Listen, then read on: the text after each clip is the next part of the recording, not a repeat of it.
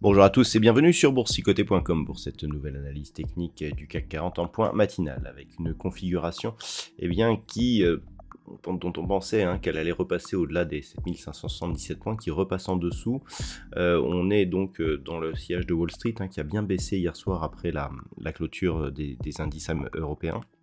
Eh bien, on est revenu au contact ici de cette zone de support oblique. Pour l'instant, on se stabilise juste au-dessus de celle-ci, mais donc tout est à refaire concernant la zone des 7577 points, puisqu'au moment de cette analyse, eh bien, le CAC 40 perd 0,34% par rapport à la clôture de la séance précédente. Donc, nous avons ici une configuration technique très hésitante. Attention, au niveau du futur, on peut le voir, eh bien, on est passé donc on est venu au contact ici de la bande de Bollinger inférieure, ce qui peut nous donner un signal de retournement baissier, puisque lorsque l'on regarde la bougie actuelle, on se trouve donc sous la moyenne mobile 20 exponentielle. Donc pour l'instant, on tient donc au-dessus de cette zone de support oblique, mais on est sous la moyenne mobile 20 exponentielle.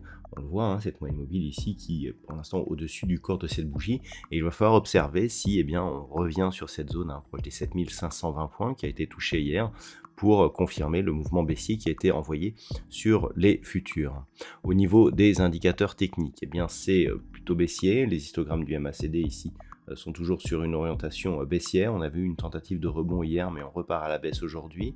Et au niveau du RSI, on est toujours sur une trajectoire suite à la sortie de la zone de surachat, ce qui confirme la phase de consolidation, même si actuellement on peut considérer que nous sommes dans une phase de consolidation horizontale.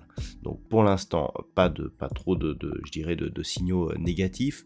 Au niveau du palmarès des valeurs, nous avons quelques belles hausses tout de même, notamment Téléperformance plus 1,60% et Thales plus 0,9%.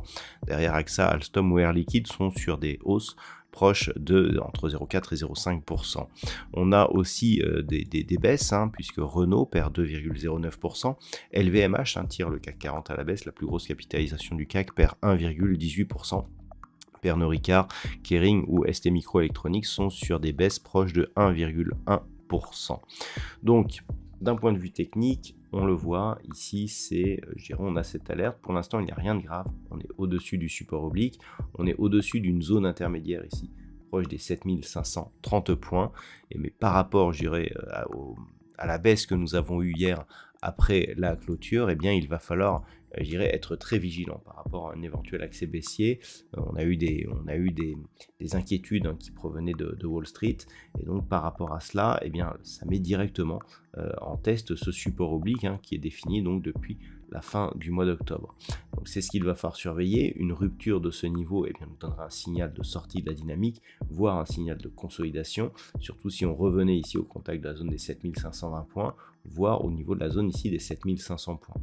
Même avec un contact ici sur 7005, on ne serait pas sur un signal de retournement, si nos retournements sont relativement éloignés. D'un point de vue intraday, effectivement, 7500 cassés à la baisse, serait là effectivement un signal assez important, mais d'un point de vue, daily, on a des niveaux qui sont nettement inférieurs. On a encore de la place pour avoir une phase de consolidation qui nous ferait certes sortir de cette dynamique portée ici par le support oblique, mais qui n'invaliderait pas la poursuite d'une dynamique haussière qui serait certes moins forte, mais toujours orientée à la hausse. Voilà donc les points à surveiller.